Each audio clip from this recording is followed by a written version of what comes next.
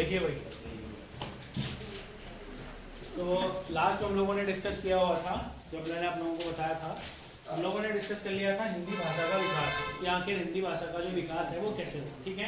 How Hindi was developed from Sanskrit, आगे संस्कृत से किस प्रकार से हिंदी भाषा का विकास हुआ, ये हम लास्ट में डिस्कस कर चुके थे। आप लोगों को ये पूरा का पूरा याद होना चाहिए, आखिर संस्कृत से हम फाइनली हिंदी तक कैसे पहुँचे, और इसके बीच में जो जो सारी चीज़ें थी, चाहे अवध हो, अपभ्रंश हो, प्राकृत हो, पाली हो, लौकिक संस्कृत हो और वैदिक संस्कृत हो, ठीक है। ये हम लोगों ने आप लोगों को बताया हुआ था। फिलहाल के लिए आज जो हम डिस्कस कर रहे हैं, इससे आगे को हम डिस्कस कर रहे हैं। अब सुनिएगा, यहाँ से आपके लिए एक दो क्वेश्चन बच जाते हैं। जो ये वाला चार्ट है हम इसको फिर से पढ़ेंगे। यहाँ पर कोई जो आपको मैंने बताया होगा लास्ट लेक्चर के अंतर्गत, इसी हिंदी भाषा के विकास के क्रम को दो तीन भागों में बांटा जाता है, बोलना नहीं आप, प्राचीन आर्य भाषा, मध्यकालीन आर्य भाषा और आधुनिक आर्य भाषा, ये तीन भाग थे। प्राचीन आर्य भाषा, मध्यकालीन आर्य भाषा और आधुनिक आर्य भाषा। आपके सिलेबस में पॉइंट करके दिया गया है आधुनिक आर्य भाषा, आपके सिलेबस में ये पॉइंट करके दिया गया है आधुनिक आर्य भाषा, ठीक है ना। तो इसको हम फिर समझेंगे आराम से, ठीक है ना। जब आप लोग एक बार पहला वाला लेक्चर सभी लोग देख लेंगे, उसके बाद हम लास्ट में इस वाले को समझेंगे। आज हम लोग एक टॉपिक डिस्कस कर लेते हैं। पहले एक छोटा सा टॉपिक होता है, आप इस टॉपिक को आराम से याद कर सकते हैं, भारतीय संविधान के अंतर्गत हिंदी, ठीक है ना। फिर हम थोड़ा सा हिंदी से रिलेटेड जो भी संस्थाएं हैं या जितने भी क्वेश्चन बनते हैं, चाहे वो विश्व हिंदी सम्मेलन हो, जिस वाले पार्ट को आज पूरा कर लेते हैं। समझिएगा, देखो अगर हम बात करते हैं भारतीय संविधान में हिंदी, ध्यान से सुनना, अगर हम बात करते हैं भारतीय संविधान में हिंदी, अगर हम बात करेंगे भारतीय संविधान में हिंदी, तो आपको याद रखना है, चलो संविधान में हिंदी के बारे में बात करते हैं थोड़ा सा अलग तरीके से। प्लीज नहीं, तो देखिए आप एक बार जानते हैं कि जो हमारा भारतीय संविधान है, भारतीय संविधान को लागू किया गया था 1950 के अंतर्गत, ये आप सभी लोग जानते हैं ना। 26 जनवरी 1950 तक constitution of India was implemented. तो बात थी 14 सितंबर 1949 की, याद रखना, बात थी 14 सितंबर 1949, 14 सितंबर 1949 की बात थी। इस समय में ऐसी जो देश था, देश के अंतर्गत संविधान का कार्य निर्माणाधीन था, संविधान निर्माण किया जा रहा था इस समय में। और इस समय में मेन बात यह आई कि भारत के संविधान के अंतर्गत आखिर हिंदी को प्रस्तुत कैसे किया जाए, समझ में आ रहा है ना, कि आखिर क्या दर्जा दिया जाए हिंदी को भारतीय संविधान के अंतर्गत। वो मेन बात थी कि राज्य भाषा का दर्जा, राजभाषा का दर्जा दिया जाए या राष्ट्रभाषा का दर्जा दिया जाए। Hindi could be the official language और could be the national language. इन दोनों पर बात खतरनाक तरीके से रुक गई थी। आपको याद रखना है, संविधान सभा में एक सदस्य हुआ करते थे जिनका नाम था गोपाल स्वामी अयंगर, जिनका नाम क्या था, गोपाल स्वामी अयंगर। आपको याद रखना है, भारतीय संविधान सभा के एक सदस्य थे जिनका नाम था गोपाल स्वामी अयंगर। संविधान सभा के एक सदस्य थे जिनका नाम क्या था, गोपाल स्वामी अयंगर। तो संविधान सभा के एक सदस्य थे गोपाल स्वामी अयंगर, और जो गोपाल स्वामी अयंगर थे, गोपाल स्वामी अयंगर के द्वारा कहा गया कि भैया, गोपाल स्वामी अयंगर पहले व्यक्ति थे संविधान सभा के अंतर्गत जिनने यह सुझाव दिया कि जो हिंदी होनी चाहिए उसको राजभाषा बनाया जाए। हिंदी को क्या बनाया जाए, राजभाषा। हिंदी को क्या बनाया जाए, राजभाषा। ऐसा किसने कहा था हमारे पास, गोपाल स्वामी अयंगर ने कहा था। क्लियर हो गया ना। और फाइनली इस दिन थे 14 सितंबर 1949, मैंने क्या बोला आप लोगों को, 14 सितंबर 1949। तो आप लोगों को याद रखना है, इसी दिन हिंदी को क्या किया गया था सर, अपना लिया गया था, ठीक हो गया ना। तो आप लोगों को याद रखना है 14 सितंबर 1949 को उसको अपना लिया गया था, और इसीलिए 14 सितंबर को क्या मानते हैं हम लोग, नेशनल हिंदी डे। आपको याद रखना है, संवैधानिक रूप से हिंदी को राजभाषा घोषित कब किया गया, तो आपका आंसर होगा कब घोषित किया गया, 14 सितंबर। कब किया गया सर, फिर से बोलिए, 14 सितंबर। क्लियर हो गया। तो पहला इंपॉर्टेंट क्वेश्चन, संविधान के द्वारा अपना लिया गया था, it was declared as official language of India. संविधान सभा को हिंदी को ऑफिशियल लैंग्वेज डिक्लेयर किया था। क्या डिक्लेयर किया था, ऑफिशियल लैंग्वेज। आपको याद रखना है, हमारी हिंदी राजभाषा है, ना कि राष्ट्रीय भाषा है। अच्छा, आप लोगों को त्रिभाषा सूत्र क्या होता है भाई, चलो लास्ट में दिलाना भी बताएंगे आप लोगों को, किसके बारे में, त्रिभाषा सूत्र। अच्छा, अब आप मुझे एक बात बताएंगे कि अगर आपसे कभी पूछा जाएगा कि भाई बताइए सबसे पहली बार राष्ट्रीय हिंदी दिवस था वह कब मनाया गया था, ये तो हम जानते हैं ना कि 1949 को हम लोगों ने क्या किया हुआ था सर, 14 सितंबर 1949 को क्या किया था, हिंदी को ऑफिशियल लैंग्वेज, राजभाषा घोषित किया था। मगर पहली बार जो हिंदी डे था वो कब सेलिब्रेट किया गया, बताओ चलो।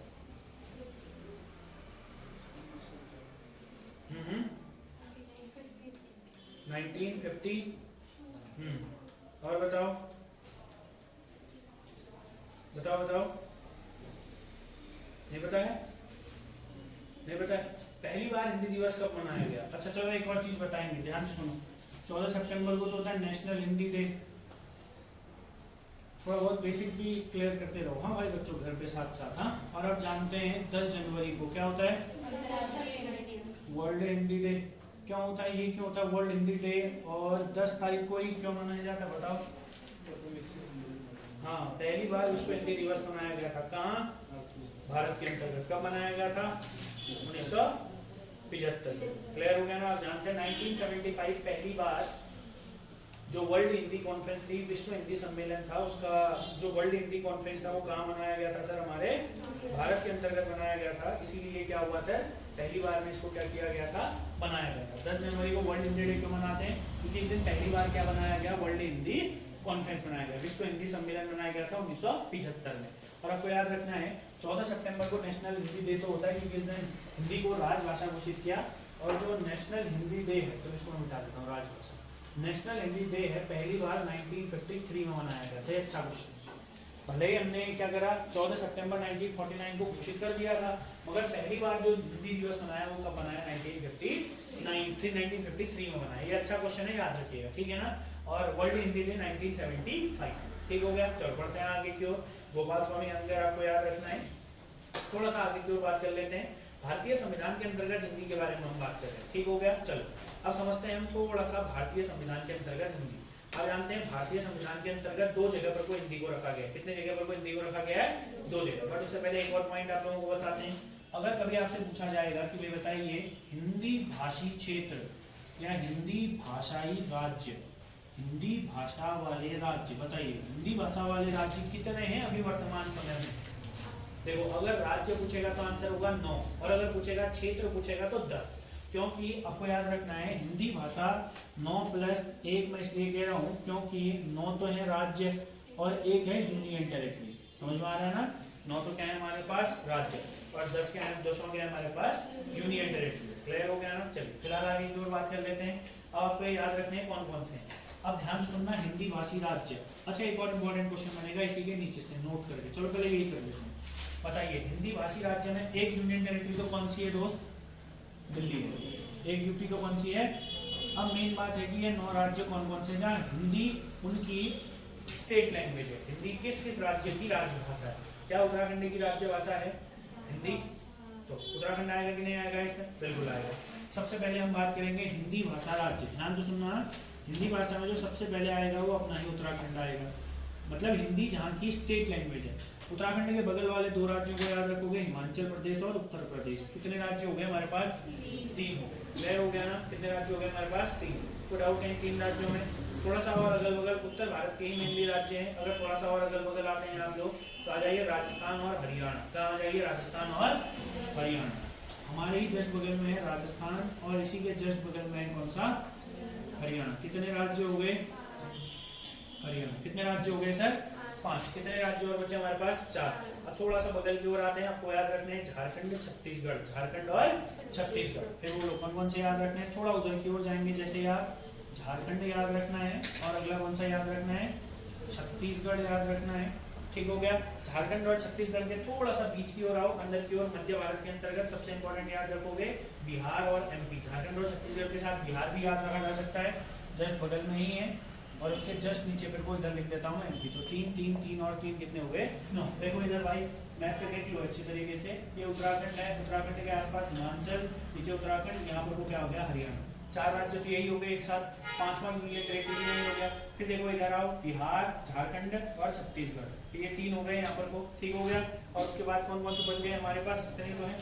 एमपी बच गया और राजस्थान बच गया। ये आ गया आप लोगों का एमपी और ये आ गया आप लोगों का राजस्थान। मुख्यतः उत्तर भारत के सारे राज्य हैं। कहाँ के सारे राज्य हैं? उत्तर भारत के। चलो अब एक और इम्पोर्टेंट चीज है, ऐसे राज्य या ऐसे क्षेत्र जहाँ की हिंदी सेकंड लैंग्वेज है, जहाँ की हिंदी द्वितीय राजभाषा, या बोल सकते हैं द्वितीय राजभाषा कौन सी है हमारे पास? कौन सी है? जहाँ ऐसे क्षेत्र जहाँ पर की द्वितीय भाषा हिंदी।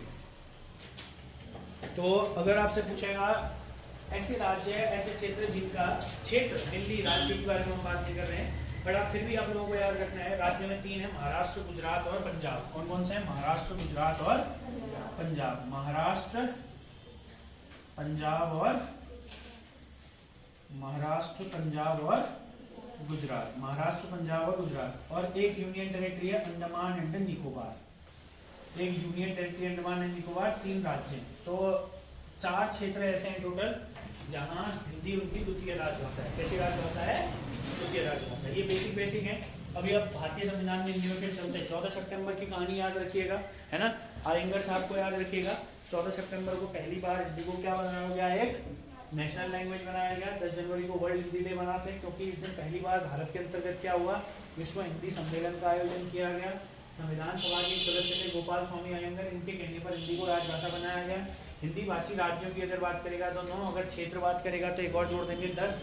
ये एक यूनियन टेरिटरी है दिल्ली जहाँ की स्टेट लैंग्वेज या जहाँ की यूटी की लैंग्वेज जो है वो हिंदी है। अगर हम बात करेंगे राज्यों के बारे में तो 9 राज्य हैं। आप ऐसे याद रखिएगा, मुख्यतः उत्तर और थोड़ा सा उत्तर, पूरा उत्तर पूर्व नहीं, ऐसा बोल सकते हैं मध्य पूर्व की साइड में और थोड़ा सा मध्य में। इधर देखो, ये 3 आराम से हो जाएंगे, ये भी आराम से हो जाएगा। इसके नीचे एमपी भी याद कर लो। तो ये तीनों उस कोने के राज्य। ठीक है भाई, 2-3 बार जब आप इनको देखेंगे तो आपको ये याद रहेगा। चलो अगला पॉइंट होगा हमारे पास भारतीय संविधान में अन्य कहाँ पर वो क्या सारी चीजें हैं, सुनते रहिएगा। भारतीय संविधान में अगर हम अन्य चीजों के बारे में बात करते हैं तो आपको याद रखना है, भारतीय संविधान में हमें पता है कि भारतीय संविधान का भाग 17, भारतीय संविधान का भाग 17। वैसे ना मेनली ये भारतीय संविधान के अंतर्गत कुछ वर्क पॉइंट है। भारतीय संविधान में 2 जगह अनुसूची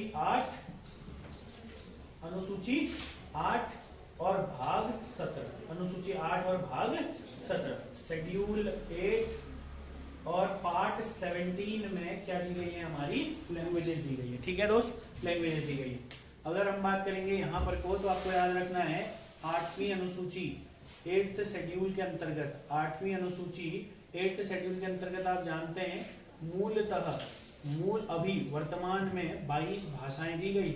ये इस बार न्यूज में है थोड़ा सा, क्योंकि इसमें अन्य भाषाओं को जोड़ने की भी बात की जा रही है, तो आपको ये याद रखना है। 22 भाषाओं में से आपको याद रखना है मूलतः इसमें 14 भाषाएं थी और वर्तमान समय में अगर 22 हैं तो जो नई जोड़ी है वो 8 जोड़ी हुई है। समझ में आ रहा है मैंने क्या बोला? 22 हैं, ओरिजिनली 14 थी, अभी 22 हैं, 8 जोड़ी है। 3 बार अलग अलग संशोधन में जोड़ी है। इन संशोधन को याद रख लेना। 21वां संविधान संशोधन 1967, 21 अमेंडमेंट 1967। दूसरा याद रखोगे 71वां संविधान संशोधन 1992, याद रखोगे 92वां संविधान संशोधन 2003। 3-4 जो भी आप लोग बोलेंगे। अभी 8 भाषाओं को नई भाषाएं जोड़ रखी हैं, आपको ये भाषाएं एक करके याद होनी चाहिए। हाँ, पेपर में आता है ये क्वेश्चन, जीएस में भी आ जाएगा। ठीक है, आपसे पूछ लेगा डायरेक्ट। आपको याद रखना है पहली बार में जब संशोधन हुआ तो सिंधी भाषा जोड़ी गई थी। दूसरी बार में कोंकणी, मणिपुरी और नेपाली, कोंकणी, मणिपुरी और नेपाली जोड़ी गई थी। जब तीसरा संशोधन हुआ तो BDMS, बोडो, डोगरी, मैथाली और संथाली, बोडो, डोगरी, मैथाली और संथाली। तो ये है। अब हमने ये 8 भाषाएं तो याद कर ली जो नई जोड़ी है। अब बची है 14 भाषाएं। अब देखो ये जो 14 भाषाएं हैं संविधान के अंतर्गत कौन कौन सी हैं, कैसे आप याद रखेंगे? सबसे पहले जो भारत के अंतर्गत सर्वाधिक बोली जाने वाली भाषा है वो याद रख लो। कौन सी है सर्वाधिक बोली जाने वाली भाषा? हिंदी के बाद दूसरी याद रखो बंगाली के बाद तीसरी याद रखो संस्कृत। ये मेन भाषा है, पेपर में आता है संस्कृत। और याद रखो उर्दू। उर्दू भी हमारे यहाँ पर को भारतीय संविधान की 8वीं अनुसूची में है। 4 भाषाएं ये आराम से याद कर सकते हैं आप। ठीक है, जैसे ऐसे याद करना चाहें आप वैसे याद करिए। दक्षिण भारत के अंतर्गत आप जानते हैं 4 भाषाएं दक्षिण भारत में भी होती हैं। कौन कौन सी होती हैं आपको पता है? कौन कौन सी होती हैं? कौन सी होती है? मलयालम, तेलुगु, कन्नड़ और देखो एक है मलयालम। कौन सी भाषा है? मलयालम। दूसरी है हमारे पास तेलुगु। कौन सी भाषा है? तेलुगु। अगली हमारे पास कन्नड़। और चौथी कौन सी बोली जाती है? तमिल। कौन सी बोली जाती है? तमिल भी लिख सकते हैं। तो यहाँ पर को कितनी भाषाएं हो गई टोटल अभी तक? 8। क्लियर हो गया ना? अब देखो उत्तर भारत में मैंने कर लिया। अब थोड़ा सा उत्तर पूर्व की ओर चलो, नॉर्थ ईस्ट की तरफ चलो। नॉर्थ ईस्ट में आप लोगों को 2 याद रखनी है, आसामी भाषा और दूसरी आपको याद रखनी है उड़िया भाषा। कौन सी भाषा याद रखनी है? अभी ये उड़िया हो गई है ना। चलो बताओ तो जरा आप लोग मुझे, पहले तक ये जो भाषा थी, उड़िया के लिए भी एक संशोधन हुआ है भारतीय संविधान में, जो भाषाओं से रिलेटेड है उसमें 2-3 बार संशोधन हुआ है। आप मुझे बताएंगे कौन से संशोधन के तहत उड़िया भाषा को ओडिया करा गया? ओडिया 97वां संविधान संशोधन। क्लियर हो गया ना? याद रखें लेना, कहीं पर वो लिख लेना, भारतीय संविधान में 97वां संविधान संशोधन हुआ, इसके तहत उड़िया भाषा को ओडिया भाषा कर दिया गया। हाँ, उड़िया से क्या कर दिया गया था सर? ओडिया भाषा कर दिया गया। चलिए, कोई डाउट देखने में? कितनी भाषाएं याद हो गई आप लोगों को? 14 भाषाओं में से अगर आप देखेंगे तो कितनी याद है आप लोगों को? 8, 9 और 10। कितनी भाषाएं और बची हमारे पास? 4 भाषाएं और बची। अबाउट सेंट्रल इंडिया के अंतर्गत गुजराती, मराठी, पंजाबी और कश्मीरी। ठीक हो गया ना? 4 भाषाएं और आती है हमारे पास। गुजराती, गुजराती के बगल में ही आओ मराठा, मराठी, ऊपर आओगे कश्मीरी और पंजाबी, कश्मीरी और पंजाबी, कश्मीरी और पंजाबी। ठीक है दोस्त, आपको ये सारी भाषाएं याद हो जाएंगी। ठीक है, पेपर में क्वेश्चन आएगा, आपसे पूछेगा कौन सी एक भारतीय संविधान की 8वीं अनुसूची में भाषा है या कौन सी एक भाषा नहीं है। तो इस तरीके का क्वेश्चन यहाँ से बनता है। आपको 8वीं अनुसूची में भाषाएं याद होनी चाहिए। चलो बढ़ते हैं आगे की ओर। 8वीं अनुसूची कंप्लीट हो गई। किसी को कुछ पूछना है पूछ लीजिए। 8वीं अनुसूची में कितने बार संशोधन हुआ है? 3 बार हुआ है। बोडो भाषा कौन से संशोधन से जोड़ी गई थी?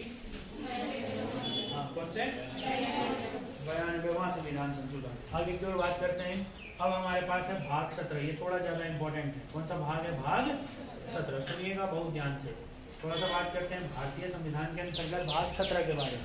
देखो, जो इंडियन कॉन्स्टिट्यूशन का पार्ट 17 है, ये बात को बहुत ध्यान से सुनिएगा। ठीक है भाई? भाग 17 किसके बारे में बात करता है?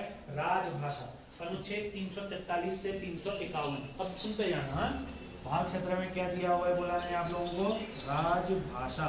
इसमें जो आर्टिकल हैं वो आर्टिकल हैं 343 से लेकर के 351 तक। ठीक है, अब आप अच्छा आपको एक बात पता है ना, जो भारतीय संविधान होता है ना सर, संविधान के अंतर्गत कैसे बटा हुआ है? इधर देखिए, संविधान को बांटा हुआ है भागों में। संविधान को किसमें बांटा हुआ है?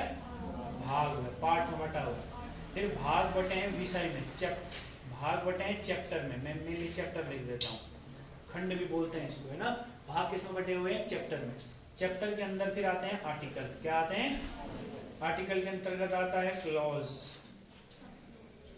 और फिर आता है सब क्लॉज। तो जैसे मान लीजिए, संविधान तो संविधान है, मान लीजिए भाग यही मान लेते हैं हम आप लोगों को। कौन सा वाला भाग? चलो भाग 3 मान लेते हैं, ज़्यादा बढ़िया है। या भाग 17 ही माने? चलो तुम कह रहे हो भाग 17 ही मान लेते हैं। हाँ, संविधान तो पूरा का पूरा हो गया। मैंने क्या बोला आप लोगों को? भाग होते हैं। भाग कितने हैं वर्तमान समय में भारतीय संविधान में? उप भागों को मिलाते हुए 25 भाग। कितने भाग हैं? 25 भाग। और आपको याद रखना है, जो 17वां भाग है इसमें 4 चैप्टर हैं। 17वें भाग में कितने चैप्टर हैं? 4 चैप्टर हैं। जो अध्याय 1 है, अध्याय 1 में 2 आर्टिकल आते हैं, आर्टिकल 343 और 344। ठीक हो गया ना? क्या बोला मैंने आप लोगों को? भाग 17 में कितने चैप्टर हैं टोटल? 4 चैप्टर में से 1, 2, 3, 4। जैसे 1 चैप्टर, 2 चैप्टर, 3 चैप्टर, 4 चैप्टर। अभी 4 चैप्टर में भाग 17 में आर्टिकल बटे हैं। जैसे पहला वाला जो है इसमें है आर्टिकल 343 और 344। फिर इस तरीके से सारे आर्टिकल बटे हैं 355 तक। क्लॉज क्या होता है? जैसे मान लो 343 है, 343 का क्लॉज 1। अब सब क्लॉज क्या आएगा? अगर इसका सब क्लॉज होगा तो 343 का 1 का सब क्लॉज ए। ठीक है, उसको बोलते हैं सब क्लॉज, उसको बोलते हैं क्लॉज। समझ में आया आप लोगों को? अरे क्या होता है ये समझ में आया? पार्ट के अंदर क्या होता है बताइए? नहीं, संविधान के अंदर क्या है बताइए? पार्ट के अंदर क्या है? चैप्टर के अंदर क्या है? आर्टिकल के अंदर क्या है? क्लॉज के अंदर क्या है? Sub clause. अब देखो, वैसे हम ज्यादातर जो चैप्टर होते हैं नहीं बताते हैं। जब भी आप पॉलिटी पढ़ेंगे तो चैप्टर की बात हम नहीं करते हैं। जैसे पार्ट 5 पढ़ेंगे तो वहाँ चैप्टर के बारे में हम बात करते हैं। मगर कभी भी यहाँ पर भाग 17 का गहन अध्ययन करना है तो भाग 17 से आपके पेपर में आ जाता है कि आर्टिकल कौन से चैप्टर में। ठीक हो गया ना? तो इस तरीके का क्वेश्चन कंफ्यूज करने के लिए अक्सर पूछता है। तो अब हम थोड़ा सा भाग 17 के आर्टिकल्स पढ़ते हैं, क्योंकि जो आर्टिकल इंपॉर्टेंट है भारत के संविधान में तो आप पढ़ेंगे तो तब पढ़ेंगे, मगर अभी आप हिंदी के अनुसार पढ़ रहे हैं तो हिंदी के अनुसार इसको कर लेते हैं। ठीक है भाई, बताइएगा फिर कितने ऐसे राज्य हैं जिनकी द्वितीय राजभाषा हिंदी है? सर राज्य 3 है, यूनियन टेरिटरी कितनी है? 1 है। ठीक है, और अगर टोटल पूछेगा तो 4। कितने ऐसे राज्य हैं जिनकी आधिकारिक भाषा प्रथम भाषा हिंदी है? 9। और एकमात्र यूनियन टेरिटरी कौन सी है? दिल्ली। चलिए फिलहाल बात करते हैं भाग 17 के बारे में। भाग 17 के अंतर्गत हम बात करते हैं पहले अध्याय 1 के बारे में। अध्याय 1 के बारे में। अध्याय 1 मतलब हो गया चैप्टर 1। अध्याय 1 का मतलब हो गया चैप्टर 1। चैप्टर 1 में कितने आर्टिकल हैं तो आपको याद रखना है 2 आर्टिकल हैं, 343 और 344। ध्यान से समझना। आर्टिकल 343 क्या कहता है मैं मेन आपको बताऊंगा, फिर आप अपने हिसाब से करेंगे। और हम बात करेंगे एक को आर्टिकल 344, अनुच्छेद 343 और 344। बिल्कुल ध्यान से और गौर से सुनिएगा। देखो बच्चों, जो हमारा आर्टिकल 343 है, आर्टिकल 343 के अंतर्गत जो पहला पॉइंट है, इसके अंतर्गत 3 क्लॉज। आर्टिकल 343 के कितने क्लॉज हैं? 3 क्लॉज हैं। आर्टिकल 343 का 1, 343 का 2, 343 का 3। क्योंकि यहाँ से पेपर में डिटेल में आ सकता है, मैं बस आप लोगों को समझा रहा हूँ। इसको बस याद कर लीजिएगा आप लोग। अगर आप 2-3 बार इसको पढ़ भी लेंगे तो आपको अच्छे तरीके से याद हो जाएगा। बाकी आप अकॉर्डिंगली जैसा आपको बेटर लगता है याद कर लीजिए। ठीक है बच्चों, जो पहला आर्टिकल है हमारे पास आर्टिकल 343 का 1, ये कहता है संघ की राजभाषा हिंदी एवं लिपि देवनागरी। पेपर में आ चुका है क्वेश्चन, है ना। यानी कि द स्क्रिप्ट एंड द नहीं ऐसा बोलता है ये, the language of union shall be Hindi in Devanagari script. क्या बोला मैंने आप लोगों को? The language of union shall be Hindi in Devanagari script. यानी कि यह बोलता है कि देश की अगर हम बात करेंगे संघ की राजभाषा हिंदी होगी और उसकी जो लिपि होगी वो देवनागरी होगी। संघ की राजभाषा हिंदी और देवनागरी लिपि क्या होगी? देवनागरी होगी। अब अगला पॉइंट याद हो जाएगा, कोई दिक्कत नहीं है। हाँ, आर्टिकल 343 का क्लॉज 2 कहता है आरंभ से 15 वर्ष तक, मेरी बात को बहुत ध्यान से समझना, ये अच्छा क्वेश्चन है। आरंभ से 15 वर्ष तक, यानी कि स्टार्टिंग से, जब से संविधान लागू होगा 15 वर्ष तक हिंदी की सहायक भाषा अंग्रेजी रहेगी। क्या बोलता है? हिंदी की सहायक भाषा क्या रहेगी? अंग्रेजी रहेगी। ये ऐसे पूछेगा पेपर में कि कौन सा आर्टिकल ऐसा कहता है कि आरंभ से 15 वर्ष तक हिंदी की सहायक भाषा अंग्रेजी रहेगी। तो आपको याद रखना है 343 का क्लॉज 2। 343 के क्लॉज 3 में आए तो आपको याद रखना है ये संसद को पावर देती है, या तो ये संसद को पावर देती है, पार्लियामेंट को पावर देती है कि ये हिंदी को बढ़ा भी सकती है और घटा भी सकती है। जैसे हम पढ़ते हैं ना सिटीजनशिप में, आर्टिकल 11 क्या करता है भैया? पार्लियामेंट को पावर देता है। तो ऐसे ही करके आर्टिकल 343 पार्लियामेंट को पावर देता है कि हिंदी को घटा और क्या कर सकते हैं? बढ़ा सकते हैं। बताइए अगर किसी को कोई डाउट। आर्टिकल 344 याद रखो, 344 कहता है संविधान के आरंभ होने के 5 वर्ष बाद, क्या बोला मैंने आपको? संविधान के आरंभ होने के 5 वर्ष बाद राष्ट्रपति राजभाषा आयोग का गठन करेगा। राष्ट्रपति राजभाषा आयोग का क्या करेगा? गठन करेगा। राष्ट्रपति राजभाषा आयोग, राष्ट्रपति राजभाषा आयोग का क्या करेगा? गठन करेगा। क्लियर हो गया आप लोगों को? पार्ट 1 क्लियर हुआ, मतलब चैप्टर 1 क्लियर हुआ। चलिए एक बार इसको फटाफट से रिवाइज कीजिए, 1 मिनट का समय दे रहे हैं, फिर इसको पढ़ते फटाफट से सारे आर्टिकल खत्म कर लेंगे। इसके आर्टिकल अब 2-3 इंपॉर्टेंट है इसमें, है। चलिए भाई आगे की ओर बढ़ते हैं। अगला हमारे पास है आर्टिकल 3। अब ध्यान से समझिएगा। आर्टिकल 344 हो गया। अब बात करते हैं थोड़ा सा आगे के बारे में, आर्टिकल 345। ठीक है बच्चों, अगर हम आर्टिकल 345 के बारे में बात करेंगे तो आर्टिकल 345 बोलता है राज्य की राजभाषा। ये अच्छा क्वेश्चन है। किसी भी राज्य को अपनी राजभाषा बनाने का जो अधिकार देता है वो कौन सा आर्टिकल देता है? 345। राज्य की राजभाषा, राज्य की राजभाषा, राजभाषा, राज्य की राजभाषा मतलब क्या होगा? स्टेट की लैंग्वेज। ठीक है, कौन सा आर्टिकल देता है? इसको पावर 345। आगे की ओर बात करते हैं आर्टिकल 346। ये अच्छा क्वेश्चन है, ठीक हो गया ना, मगर ज्यादा कोई खास बात नहीं है। जैसे मान लो आर्टिकल 345 के बाद 346 बोलता है एक राज्य के द्वारा अन्य राज्य के लिए पत्राचार की भाषा, यानी कि किस व्यवहार में पत्राचार होगा। ठीक है ना, तब वो याद रखना है कौन सा आर्टिकल है? 346। क्लियर हो गया? कोई डाउट तो नहीं है? अब देखो आर्टिकल 347 में बता दे रहा हूँ बस, ठीक है, जो इंपॉर्टेंट नहीं है उसको मैं नहीं लिखूंगा। आर्टिकल 347 कहता है किसी राज्य की जनसंख्या या कोई राज्य का ऐसा भाग है जहां पर कोई बोली जाने वाली भाषा है, अगर उसको बचाना है या जो भी करना है तो उसके बारे में उपबंध बोलता है आर्टिकल 347। ज्यादा कोई खास बात नहीं है। अब है अच्छा क्वेश्चन, ठीक है, आर्टिकल 348। ये अच्छा क्वेश्चन। आर्टिकल 345 के बाद 46 और 47 अगर आप लिखना चाहते हैं अपने हिसाब से लिख लेना भाई, कोई दिक्कत नहीं है, मैंने आप लोगों को बता दिया है।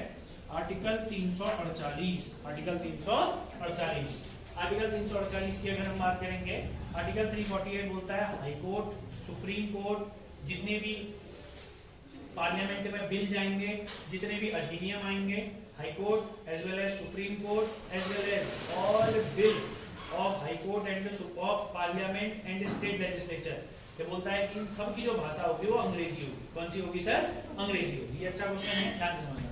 आर्टिकल 348 बोलता है high court, supreme court, bill और एक्ट। हिंदी वाले इसको लिखेंगे बच्चों उच्च न्यायालय, सर्वोच्च न्यायालय, विधेयक, अधिनियम।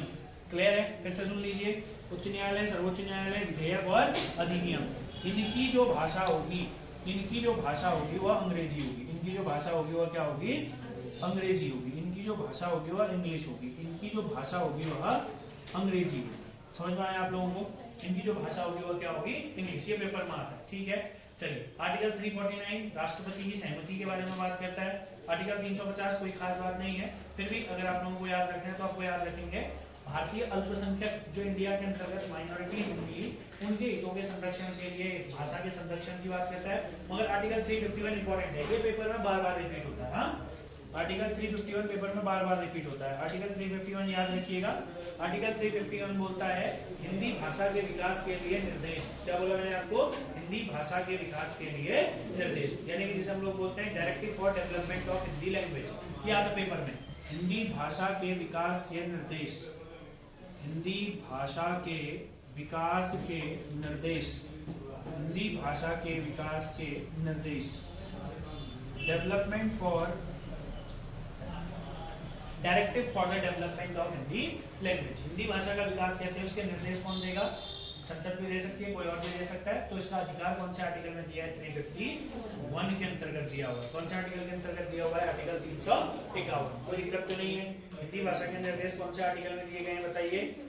351। चलो अब सुनना 2-3 इंपॉर्टेंट क्वेश्चन। हाँ, अगर पेपर में इस तरीके के क्वेश्चन आएंगे, आपको 2-4 इंपॉर्टेंट क्वेश्चन को याद रखना है जो मैं आपको बता रहा हूँ, ध्यान से सुनिएगा। हाँ, अच्छा, आपको अभी अभी क्या बताया था हमने? आर्टिकल 343 का आर्टिकल 344 क्या कहता है बताइए? कि संविधान लागू होने के कितने साल बाद? 5 साल बाद राष्ट्रपति किसका गठन करेगा? राजभाषा आयोग का गठन करेगा। किसका गठन करेगा? राजभाषा आयोग का। तो 5 साल कब होंगे भाई संविधान को? 1955 के अंतर्गत, और 1955 में ही, याद रखिएगा, 1955 में, 1955 में, अच्छा क्वेश्चन बनेगा, याद रखना है, राष्ट्रपति द्वारा प्रथम राजभाषा आयोग का गठन किया गया। राष्ट्रपति द्वारा प्रथम राजभाषा आयोग का क्या किया गया? गठन किया गया। अच्छा क्वेश्चन है। अगर आपसे पूछेगा प्रथम राजभाषा आयोग का गठन, फर्स्ट नेशनल लैंग्वेज कमीशन, प्रथम राजभाषा आयोग का गठन, तो आपका आंसर होगा जून 1955। जून 1955 आपको याद रखना है। प्रथम राजभाषा आयोग का गठन, प्रथम राजभाषा आयोग का गठन, प्रथम राजभाषा आयोग का गठन, ठीक है। प्रथम राजभाषा आयोग का गठन कब हुआ था? प्रथम राजभाषा आयोग का गठन जून 1955। जून 1955। अगर आपसे पूछा जाएगा प्रथम बैठक कब हुई थी, तो आपको याद रखना है 15 जुलाई 1955। प्रथम बैठक कब हुई थी इस आयोग की? 15 जुलाई 1955। 15 जुलाई 1955। अगर आपसे पूछा जाएगा कि इसके अध्यक्ष कौन थे, तो कौन थे? बाल गंगाधर खरे। बाल गंगाधर खरे। बाल गंगाधर खरे इस आयोग के अध्यक्ष थे। अगला पॉइंट अगर पूछेगा इसमें सदस्य कितने थे, तो याद रखना 21 सदस्य थे। कितने मेंबर थे इसमें? 21। क्लियर है भाई? प्रथम राजभाषा आयोग का गठन कब हुआ बताइए? 1955। बाल गंगाधर खरे आपको याद रखना, कोई डाउट तो नहीं है? 1955। अब इसके सपोर्ट से 2-3 पॉइंट याद रखोगे। 1955 के 2 साल बाद आओगे 1957। 1957 में संसदीय राजभाषा समिति का गठन हुआ। क्या हुआ सर? संसदीय राजभाषा समिति का गठन। ठीक हो गया? क्या बोला मैंने आप लोगों को? किसका गठन हुआ? संसदीय राजभाषा समिति का, ऐसा कहते हैं। अच्छा एक बात बताओ, संसदीय समितियां होती हैं, पता है आपको? पार्लियामेंट्री कमिटीज पता है? देखो इधर, जब आप पॉलिटी पढ़ेंगे तो आप पढ़ेंगे संसदीय समितियां। जैसे आपने सुना प्राक्कलन समिति, एस्टीमेट कमेटी, लोक लेखा समिति, पब्लिक अकाउंट कमेटी। तो जो पार्लियामेंट्री कमिटीज होती हैं 2 टाइप की होती हैं, टेम्परेरी और परमानेंट। परमानेंट कमिटीज तो जो हर साल बनती हैं वहाँ। टेम्परेरी कमिटी संसद के काम के लिए बनती है, और फिर काम हो गया तो उन कमिटीज को क्या कर देते हैं? डिसॉल्व कर देते हैं। इधर सुनो भाई, बोलो नहीं यहाँ पीछे देखो। तो इसी तरीके से जो ये राजभाषा आयोग था, इसने जो भी सिफारिशें दी, इन सिफारिशों की जांच करने के लिए संसदीय क्या? राजभाषा समिति, या बोल सकते हैं संसदीय राजभाषा सिफारिश समिति का क्या किया गया, संसदीय राजभाषा समिति का गठन किया गया। और आपको एक बात याद रखनी है बच्चों, इस समिति का जो गठन था इसकी सिफारिशों की जांच करने के लिए किया गया था। जो इसकी सिफारिशें हैं, यानी कि जो भी इसने बोला है, जो राजभाषा आयोग है, इसने कुछ तो बोला ही होगा ना कि ऐसा होगा ऐसा होगा, तो अब उसकी जांच के लिए क्या बनी, संसदीय राजभाषा समिति। बताइए कोई डाउट है? 1957। इसके जो अध्यक्ष थे वो गोविंद वल्लभ पंत थे। इसमें कुल सदस्य 30 थे। ठीक है, ये अच्छा क्वेश्चन है। इसके जो अध्यक्ष थे वो कौन थे? गोविंद वल्लभ पंत। गोविंद वल्लभ पंत इस समिति के अध्यक्ष थे। और इस समिति के अंतर्गत जो कुल सदस्य थे वो कितने थे? 30 सदस्य थे। कितने सदस्य थे? 30 सदस्य। थोड़ा इंपॉर्टेंट है, बस याद रखो। चले, आर्टिकल हमने पढ़ा। आर्टिकल 344 में क्या दिया हुआ था? हाँ, 5 साल के बाद क्या किया जाएगा भैया? राजभाषा आयोग का गठन। और प्रथम राजभाषा आयोग का गठन कब किया गया? 1955 में। फिर इस राजभाषा आयोग में जो भी सिफारिशें थी उन सिफारिशों की जांच करने के लिए हमने 57 में किसका गठन किया है? संसदीय समिति का गठन किया। किसका गठन किया है? संसदीय समिति का गठन। क्लियर हो गया सर? हाँ चलिए। और संसदीय समिति और राजभाषा समिति दोनों के अध्यक्ष याद रखना। अब सुनो, इसके बाद क्या होता है? जैसे ही यह समिति हो जाती है इसके बाद जो ये समिति होती है, ध्यान से सुनना, इस समिति की सिफारिशों पर, इसी समिति के आधार पर राजभाषा अधिनियम लाया जाता है। क्या लाया जाता है? राजभाषा अधिनियम। राजभाषा अधिनियम मतलब समझते हैं? अधिनियम में क्या होंगे सर? कानून। अधिनियम में क्या होंगे बोला मैंने आपको? कानून। अब अधिनियम में अगर कानून होंगे तो मेरी बात को बहुत ध्यान से समझना। जैसे संविधान में तो लिख दिया है क्या क्या होगा, मगर फिर बोला राजभाषा आयोग को क्यों बनाया होगा बताओ तो जरा, ताकि कैसे करके भाषा के लिए कार्य किया जाए। उस समय तो क्या बोला था? बस 15 साल तक हिंदी के साथ सहायक कौन सी रहेगी? अंग्रेजी भाषा रहेगी। बोला गया था? नहीं बोला गया था? उसके बाद ये सारी चीजें करी गई। राजभाषा आयोग हुआ। राजभाषा आयोग की सिफारिशों की जांच करने के लिए संसदीय समिति हुई। संसदीय समिति ने भी जब इसकी सिफारिशों या जिसका जो भी पूरा का पूरा जितने भी रिकमेंडेशंस थे, जितनी भी सिफारिशें थी, इन सारी सिफारिशों को लेकर के 1963 में राजभाषा अधिनियम लाया गया, जिसे हम बोलते हैं ऑफिशियल लैंग्वेज एक्ट। क्या लाया गया बच्चों? राजभाषा अधिनियम। ध्यान से सुनना, इसी के जस्ट, चलो एक काम करते हैं, ऐसे लिख देते हैं, राजभाषा अधिनियम। क्या बोला मैंने आप लोगों को? राजभाषा अधिनियम, जिसे हम बोलते हैं ऑफिशियल लैंग्वेज एक्ट। क्या बोलते हैं? Official language. बोलो बोलो बोलो, ऑफिशियल लैंग्वेज। तो बोलते काहे नहीं हो भाई? मैं बोलोगे तो तुम लोग मैंने कहा कोई रहते हो, कितना कंट्रोल करो, खाली गाली खाओगे मेरे हाथ से। तो मैं कई बार बोल रहा हूँ, आप लोग कभी भी एक्टिव पार्टिसिपेशन तब शो कर पाओगे जब तुम्हारा पूरा ध्यान यहाँ होगा। और बेटा अगर ध्यान नहीं होगा कभी मत सोचना कि पेपर निकलेगा। ये मैं तुमसे 100 बार कह चुका हूँ। पेपर में एक क्वेश्चन गलत, एक क्वेश्चन भी माइनस, तुम गए काम से। Exam is very sensitive thing. अगर नहीं समझ पाए मत समझो, पढ़ना छोड़ दो, ठीक है? अगर समझ गए तो मेहनत करो। राजभाषा अधिनियम कब लाया गया? तो मैं एक एक चीज कनेक्ट कर करके बता रहा हूँ और तुम्हारा ध्यान नहीं रहता है यहाँ भाई। कब लाया गया? 1963। अगर आपको याद रखना है ये लागू हुआ 1965 में। ये अच्छा क्वेश्चन बनता है, अगर पेपर में पूछा जाएगा तो आपको याद रखना है कि अधिनियम पारित हुआ 63 में, मगर इसको लागू किया गया 1965 में। एक और बढ़िया क्वेश्चन बनेगा, इसमें ही संशोधन किया गया 1967 में। 1967 में इसमें संशोधन किए गए, सुधार किए गए। इसमें 9 धाराएं हैं, उतना ज्यादा याद रखने की आपको जरूरत नहीं है। बट राजभाषा अधिनियम, अब जितने भी भाषा से रिलेटेड चीजें होंगी अधिनियम में लिखी गई होंगी। वो भाषा से जितनी भी सारी चीजें नियम होंगे वो कहाँ लिखे गए होंगे? अधिनियम में लिखे गए होंगे। तो याद रखना आपको, ठीक है भाई? आगे की ओर बात करते हैं। अब भैया राजभाषा अधिनियम भी बन गया तो एक क्वेश्चन पूछेगा, राजभाषा विभाग की स्थापना। तो आपको याद रखना है 1975। राजभाषा विभाग कब बना? 1975। राजभाषा विभाग की जो स्थापना हुई, राजभाषा विभाग कब बना? 1975। ठीक है? शिक्षा मंत्रालय के अधीन होता है विभाग। किसके अधीन होता है? शिक्षा मंत्रालय। अगला पॉइंट एक बार याद रख लो, केंद्रीय हिंदी संस्थान कहाँ है? आगरा में। ठीक हो गया ना? सेंट्रल हिंदी इंस्टीट्यूट, केंद्रीय हिंदी संस्थान कहाँ स्थित है? आगरा में स्थित है। तो अच्छा क्वेश्चन बनता है, केंद्रीय हिंदी संस्थान। क्या बोला मैंने आप लोगों को? कौन सा संस्थान बोला? केंद्रीय हिंदी संस्थान। केंद्रीय हिंदी संस्थान। तो आपको याद रखना है केंद्रीय हिंदी संस्थान कहाँ स्थित है? आगरा में स्थित है। केंद्रीय हिंदी संस्थान आगरा में स्थित है। आपको इतना क्लियर हुआ? अभी कई सारे संगठन हैं, बट ये तो संविधान के अनुसार है, ठीक है? बस एक ही पॉइंट के अनुसार है, इसके अनुसार। और ये पॉइंट कहाँ से आया? तो आप जानते हैं ये पॉइंट यहाँ से आया। तो इसी के सपोर्ट से इनको याद कर लो दोस्तों, कोई दिक्कत नहीं है इनको याद करने में। मैं रिपीट करवा देता हूँ। 1955 प्रथम राजभाषा आयोग। 1955 प्रथम बैठक 15 जुलाई 1955। बाल गंगाधर खरे अध्यक्ष, 21 सदस्य। हाँ, संसदीय राजभाषा समिति गोविंद वल्लभ पंत अध्यक्ष, 30 सदस्य। राजभाषा अधिनियम ऑफिशियल लैंग्वेज एक्ट 1963 में आया, 1965 में इसको लागू किया गया, 1967 में इसमें संशोधन किया गया। राजभाषा विभाग की स्थापना हुई 1975 के अंतर्गत। अगला पॉइंट है केंद्रीय हिंदी संस्थान जो बना हो कहाँ है, आगरा में। ठीक हो गया, केंद्रीय हिंदी संस्थान थोड़ा सा पुराना है तो इसके बारे में ज्यादा कोई खास बात नहीं। चलिए, क्लियर हुआ आप लोगों को इतना? कोई डाउट्स वगैरह है ऐसा कुछ है तो बता दीजिए। चलो अब बात करते हैं विश्व हिंदी सम्मेलन। छोटा सा टॉपिक होता है, इसको भी कर लेते हैं। विश्व हिंदी सम्मेलन जिसे हम लोग बोलते हैं वर्ल्ड हिंदी कॉन्फ्रेंस, विश्व हिंदी सम्मेलन। अभी तो ना बच्चों ये इजी सा लग रहा है, अभी तो इजी सा लग रहा है। जब हम आपको इसका पेपर बना के देंगे तो आपको बहुत सारे कंफ्यूजन होंगे। सो प्लीज आप लोग घर जाइए, अपने पास जो भी बुक है उस बुक से इसकी प्रैक्टिस कीजिए। आपके पास अगर देखो बच्चों प्रिपरेशन करनी है, अगर एक ऑब्जेक्टिव हिंदी की किताब नहीं तो ले लो। जैसे आप लोगों का अगर फ्रेंड सर्कल है तो आप अलग अलग किताबें भी ले सकते हैं। किसी ने लूसेंट की ले ली, किसी ने आदित्य प्रकाशन की ले ली, बहुत सारे प्रकाशन है। और एक और चीज, जो आपका आयोग है वो ज्यादातर इलाहाबाद पब्लिकेशन को प्रेफर करता है, ठीक है ना। एक दो किताबें और है, उत्तराखंड के सिलेबस पर ही पनीरू जी ने एक किताब लिखी है, उत्तराखंड के सिलेबस पर ही आधारित वो किताब है, पनीरू जी ने लिखी है। वो उत्तराखंड में किसी विभाग के वो भी रहे हैं, उत्तराखंड के अंतर्गत पनीरू की एक ऑब्जेक्टिव किताब आती है, अगर आप चाहें तो वो भी ले सकते हैं, ठीक है। अपने अपने हिसाब से डिसाइड करें। अब आप बात करते हैं हम लोग विश्व हिंदी सम्मेलन, विश्व हिंदी सम्मेलन, वर्ल्ड हिंदी कॉन्फ्रेंस, विश्व हिंदी सम्मेलन, वर्ल्ड हिंदी कॉन्फ्रेंस। आज तक कितने बार वर्ल्ड हिंदी कॉन्फ्रेंस हो गए हैं?